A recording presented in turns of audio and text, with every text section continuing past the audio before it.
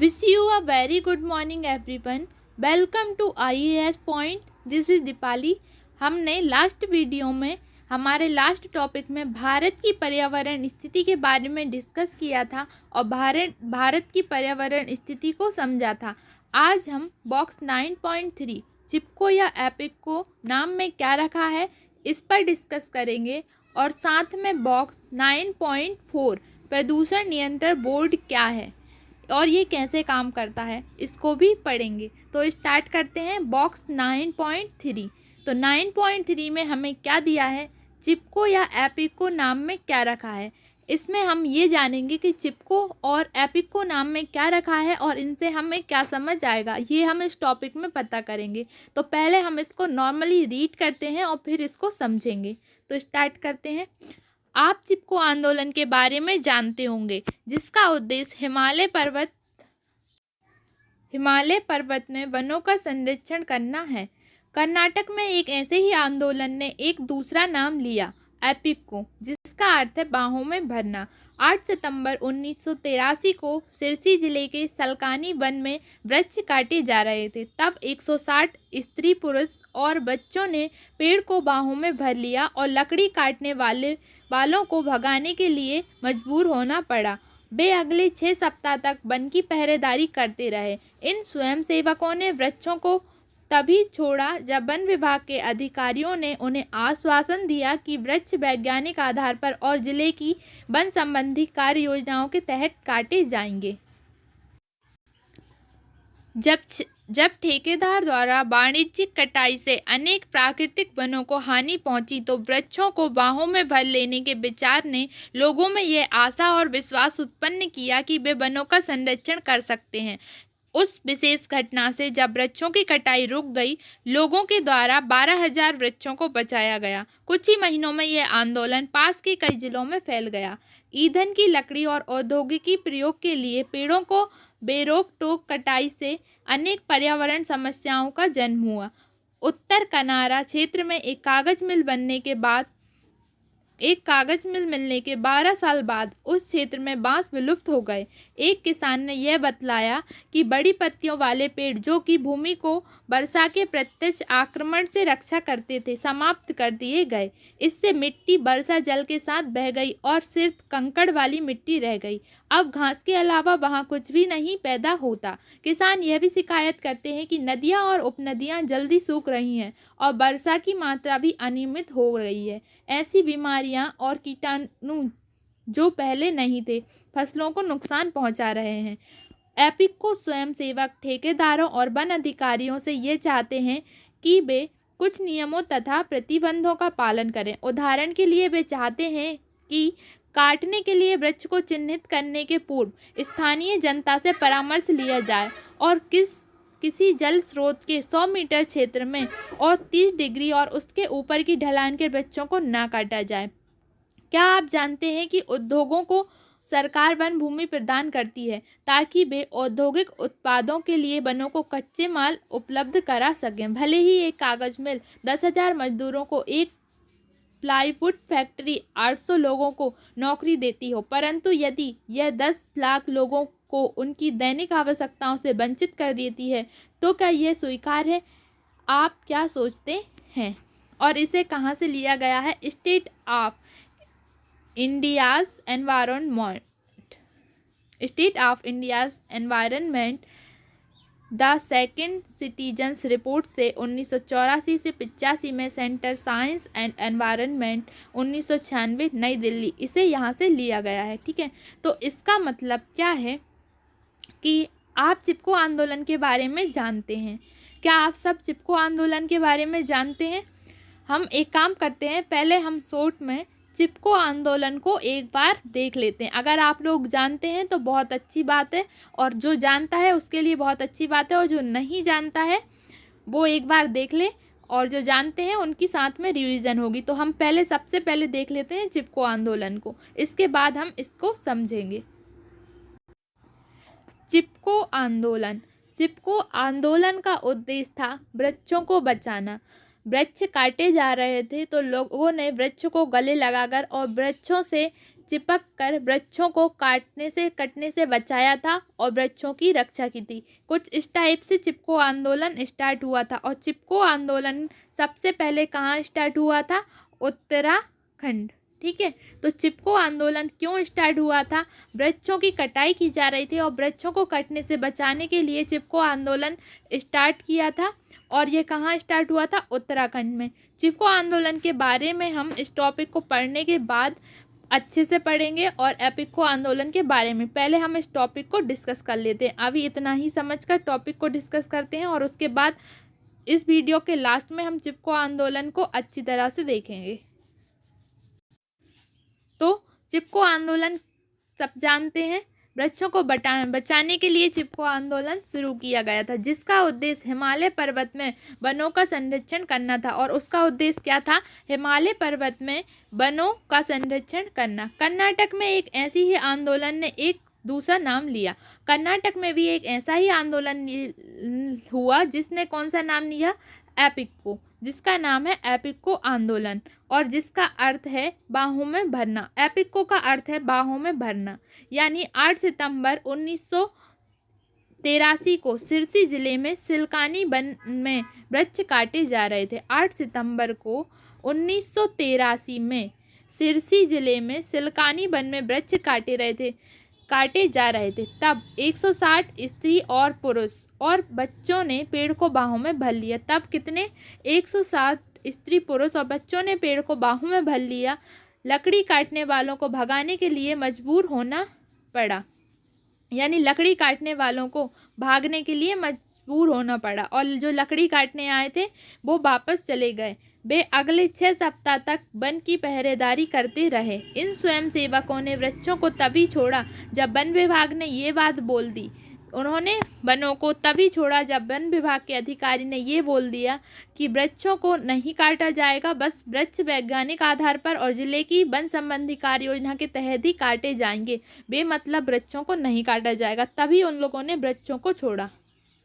जब ठेकेदार वाणिज्यिक कटाई से अनेक प्राकृतिक वनों को हानि पहुंचती जब ठेकेदार द्वारा वाणिज्यिक कटाई से अनेक प्राकृतिक वनों को हानि पहुंची तो वृक्ष को बाहों में भर लेने के विचार ने लोगों में यह आशा उत्पन्न की कि अगर वह वृक्ष को बाहों में भर लेते हैं तो वह वृक्षों की रक्षा कर सकेंगे। और ये ऐसा हुआ भी। उन्होंने वृक्षों को बाहों में भरने के बाद लगभग 12,000 वृक्षों की रक्षा की और कुछ महीनों में यह आंदोलन पास के जिलों में भी फैल गया। ईंधन की लकड़ी और औद्योगिक प्रयोग के लिए पेड़ों की बेरोक टोक कटाई से अनेक पर्यावरण समस्या का जन्म हुआ।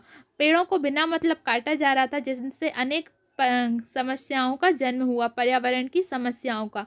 उत्तर कनारा क्षेत्र में एक कागज मिल बनने के 12 साल बाद उस क्षेत्र में बांस विलुप्त हो गए। उत्तर कनारा क्षेत्र में एक कागज मिल बनाई गई, जिससे 12 साल बाद वहां बांस के वृक्ष जो थे वो विलुप्त हो चुके थे। एक किसान ने यह बताया कि बड़ी बड़ी पत्तियों वाले पेड़ जो भूमि की वर्षा की प्रत्यक्ष आक्रमण से रक्षा करते थे वह भी समाप्त हो गए। इसी मिट्टी वर्षा जल के साथ बह गई। इससे क्या हुआ? मिट्टी जो थी वो वर्षा जल के साथ बह गई और अब सिर्फ कंकड़ पत्थर वाली मिट्टी वहां पर रह गई थी, क्योंकि वृक्ष कटते जा रहे हैं और मिट्टी बहती जा रही है। अब घास के अलावा वहाँ कुछ भी पैदा नहीं होता। किसान यह भी शिकायत करते हैं कि नदियाँ और उपनदियाँ जल्दी सूख रही हैं और ये सब किस कारण से हो रहा है? वृक्षों के काटे जाने के कारण। वर्षा की मात्रा भी अनियमित हो गई। ऐसी बीमारियाँ और कीटाणु जो पहले नहीं थे फसल को नुकसान पहुँचा रहे हैं और इन सब का कारण क्या है? वृक्षों को काटना। लोग वृक्षों को काट देते हैं, जिनके कारण ये सब परेशानियाँ हो रही थी।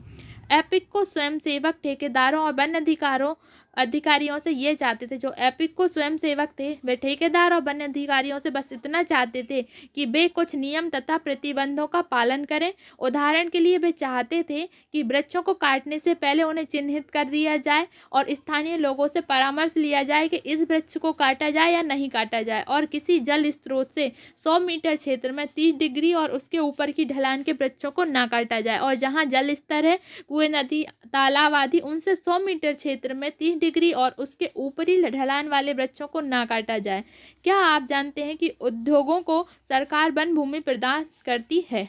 हाँ, ये बात सब जानते हैं कि उद्योगों को सरकार वन भूमि प्रदान करती है ताकि वे औद्योगिक उत्पादों के लिए वन को कच्चे माल उपलब्ध करा सकें। भले ही एक कागज मिल 10,000 मजदूरों को, एक प्लाईवुड फैक्ट्री 80 लोगों को नौकरी देती है, परंतु यदि 10,000 लोगों की उनकी दैनिक आवश्यकताओं से वंचित कर देती है, पर अगर सरकार 10 लाख लोगों को उनकी दैनिक आवश्यकताओं से वंचित कर देती है, तो क्या यह स्वीकार है? क्या आप सोचते हैं, अगर भले ही सरकार 10,000 मजदूरों को नौकरी देती हो और 800 लोगों को प्लाईवुड फैक्ट्री में भी नौकरी देती हो, लेकिन अगर वह इसकी जगह 10 लाख लोगों को वंचित कर दें, तो क्या ये सही है? ये बिल्कुल सही नहीं है। तो इस तरह क्या था, ये था एपिको आंदोलन, जो कि इसका अर्थ क्या था, बाहों में भरना। और ये क्यों करा था? पेड़ों को बाहों में भर लिया था ताकि पेड़ों को कटने से रोका जा सके। तो एपिको आंदोलन क्या था, इस पर इम्पॉर्टेंट क्वेश्चन आते हैं, उन्हें हम देख लेते हैं एक बार। एपिको आंदोलन क्यों स्टार्ट किया था, इसका उद्देश्य क्या था? एपिको आंदोलन का उद्देश्य था वनों की रक्षा। ठीक है, एपिको आंदोलन का उद्देश्य क्या था? वनों की रक्षा। और एपिको आंदोलन कब शुरू किया गया? 1983 में एपिको आंदोलन शुरू किया गया। और एपिको आंदोलन कहाँ शुरू किया गया? कर्नाटक। एपिको आंदोलन कर्नाटक में शुरू किया गया। और कर्नाटक के कौन से गांव में? सलगनी। एपिको आंदोलन कर्नाटक के सलगनी गांव में शुरू किया गया। ठीक है, ये थे एपिको आंदोलन पर इम्पॉर्टेंट क्वेश्चन। और एपिको आंदोलन लगभग 38 डेज यानी कि 48 दिन तक चलाया गया था। और इसका उद्देश्य क्या था? बचाओ, बढ़ाओ और काम में लाओ, यानी ये उनका प्रमुख नारा था, बचाओ, बढ़ाओ और काम में लाओ। यानी पेड़ों को बचाओ, उनको बढ़ाओ और उन्हें काम में लाओ।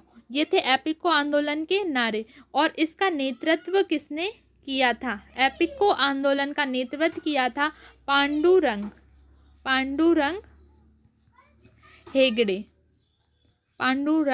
हेगड़े। इन्होंने एपिको आंदोलन का नेतृत्व किया था और ये पूर्णतः गांधीवादी था और अहिंसा के रास्ते पर चलाया गया था। ये थे एपिको आंदोलन पर इम्पॉर्टेंट क्वेश्चन। अब एपिको आंदोलन के साथ हम एक बार चिपको आंदोलन से रिलेटेड क्वेश्चंस भी देख लेते हैं, क्योंकि बहुत सारे एग्जाम्स में पूछे जाते हैं।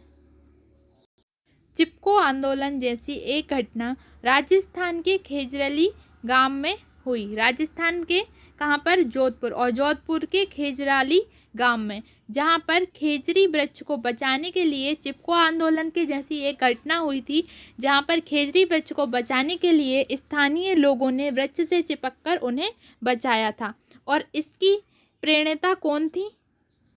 इसकी प्रेरणा थी अमृता देवी। अमृता देवी ने 350 लोगों के साथ मिलकर वृक्षों की रक्षा की और अपना बलिदान दे दिया। और ये घटना कब हुई थी? सन 1731 में हुई थी। और अमृता देवी के नाम पर अवार्ड दिया जाता है, जो कि पर्यावरण संरक्षण के उसमें दिया जाता है और वृक्ष बचाव आंदोलन करने वालों के लिए दिया जाता है। कौन सा अवार्ड? अमृता देवी नाम से अवार्ड दिया जाता है, जो पर्यावरण संरक्षण और वृक्ष बचाव आंदोलन जैसे कार्यक्रमों में दिया जाता है। और इस आंदोलन की शुरुआत कब हुई थी? 1731 में यह आंदोलन हुआ था और लगभग 350 लोग और अमृता देवी ने अपनी जान का बलिदान देकर वृक्षों की रक्षा की थी। ये था राजस्थान का चिपको आंदोलन, जो कहाँ हुआ था? खेजराली गांव, राजस्थान के जोधपुर के खेजराली गांव में। ठीक है, अब जो हमारा मेन चिपको आंदोलन था, हम उसके बारे में देख लेते हैं। अब हमारा जो चिपको आंदोलन था, उसका उद्देश्य क्या था? वृक्षों को बचाना। हमारा चिपको मूवमेंट हो या फिर हमारा एपिको आंदोलन हो या राजस्थान का खेजरी वृक्ष का आंदोलन हो, इन सभी का उद्देश्य एक ही था, वृक्षों को बचाना। चिपको आंदोलन का उद्देश्य था वृक्षों को बचाना। और चिपको आंदोलन कब शुरू किया गया? 1972 से 1973 के बीच चिपको आंदोलन को शुरू किया गया और 1972 में शुरू हुआ और 1973 तक चिपको आंदोलन चला। ये कहाँ स्टार्ट हुआ था? उत्तराखंड, यानी कि अभी के उत्तराखंड और पूर्व के उत्तर प्रदेश में चिपको आंदोलन की शुरुआत हुई थी।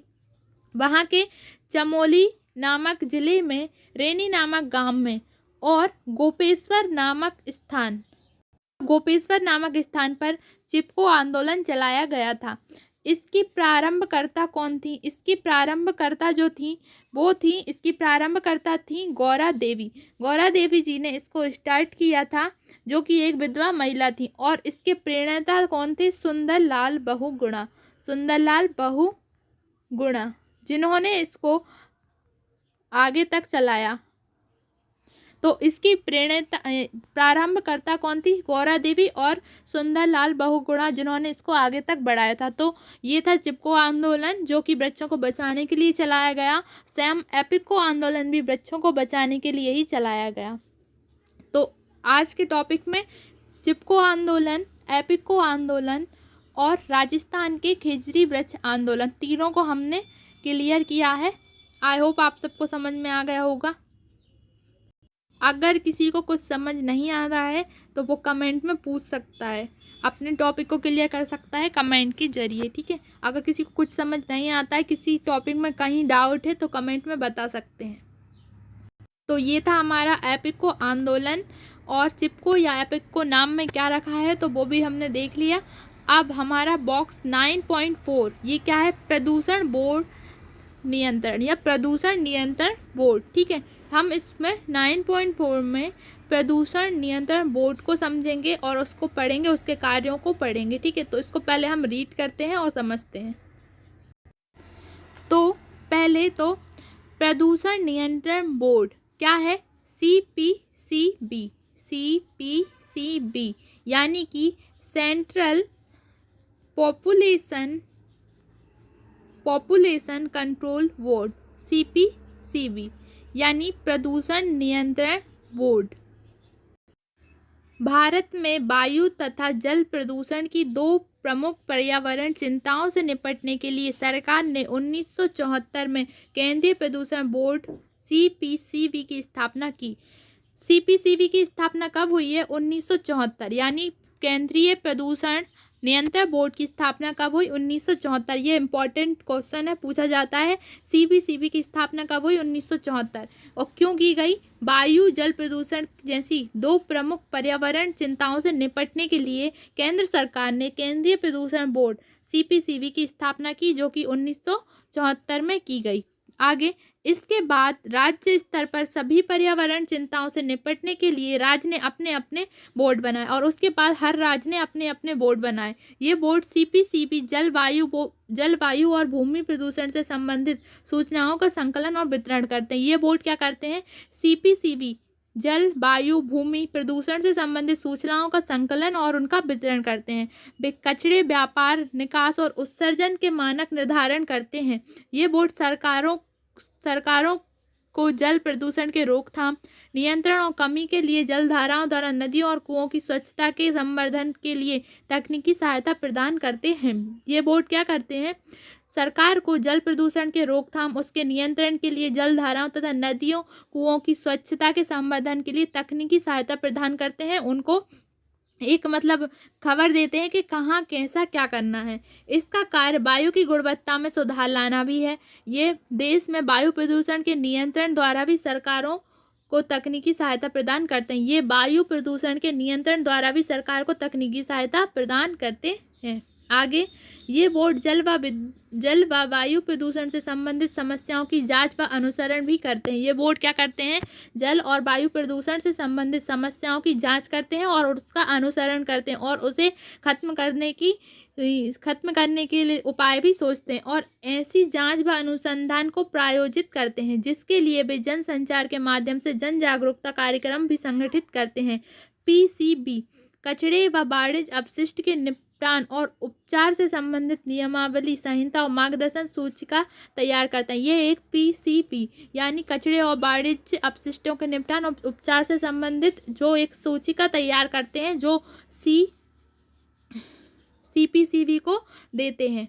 आगे उद्योग के विनियमन द्वारा वे वायु गुणवत्ता का मूल्यांकन करते हैं। वास्तव में अपने जिला स्तरीय अधिकारियों के माध्यम से राज्य बोर्ड अपने क्षेत्राधिकार में आने वाले प्रत्येक उद्योग का समय समय पर निरीक्षण, निकास और गैसीय उत्सर्जन के हेतु उपलब्ध उपायों की पर्याप्तता व विश्लेषण करने के लिए करता है। वे उद्योग स्थान निर्धारण व नगर नियोजन के लिए आवश्यक पृष्ठभूमि तथा वायु गुणवत्ता आंकड़े भी प्रदान करते हैं। ये सब काम किसका है? CPCB का। ठीक है। प्रदूषण नियंत्रण बोर्ड जल प्रदूषण से संबंधित तकनीकी और सांख्यिकी आंकड़ों का संकलन, संपादन और वितरण करते हैं।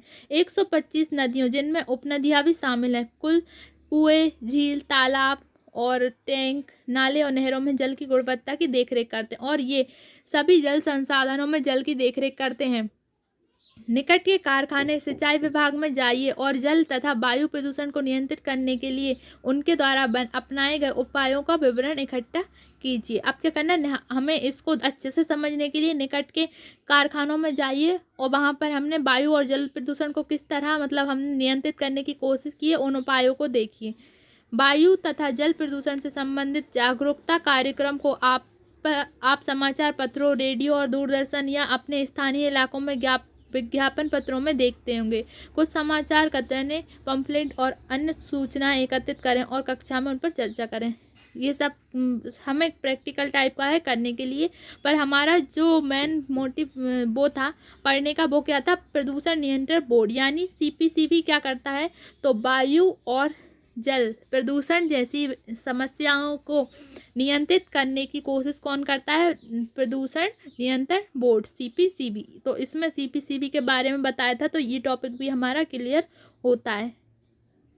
इसमें समझने वाली एक इम्पॉर्टेंट बात ये है कि जो हमारा CPCB जो है हमारा मतलब पर्यावरण नियंत्रण बोर्ड, इसके लिए एक इम्पॉर्टेंट बात क्या है? यह बोर्ड पर्यावरण सुरक्षा अधिनियम 1976 के अंतर्गत पर्यावरण एवं वन मंत्रालय को तकनीकी सेवाएं भी उपलब्ध कराता है। यह बोर्ड पर्यावरण सुरक्षा अधिनियम 1986 के अंतर्गत पर्यावरण एवं वन मंत्रालय को तकनीकी सेवाएं भी उपलब्ध कराता है। ये पॉइंट इम्पॉर्टेंट है, आप चाहें तो नोट कर सकते हैं। मैं इसको दोबारा बोल रही हूँ। पर्यावरण प्रदूषण नियंत्रण बोर्ड, ये बोर्ड पर्यावरण सुरक्षा अधिनियम 1986 के अंतर्गत पर्यावरण एवं वन मंत्रालय को तकनीकी सेवाएं भी उपलब्ध कराता है। तो ये था पर्यावरण प्रदूषण नियंत्रण बोर्ड। ठीक है, तो इस पर हमने ये टॉपिक भी हमारा खत्म होता है। हमने दोनों बॉक्स 9.3 और 9.4 दोनों को पढ़ लिया। अब हमारा नेक्स्ट टॉपिक क्या होगा? धारणीय विकास।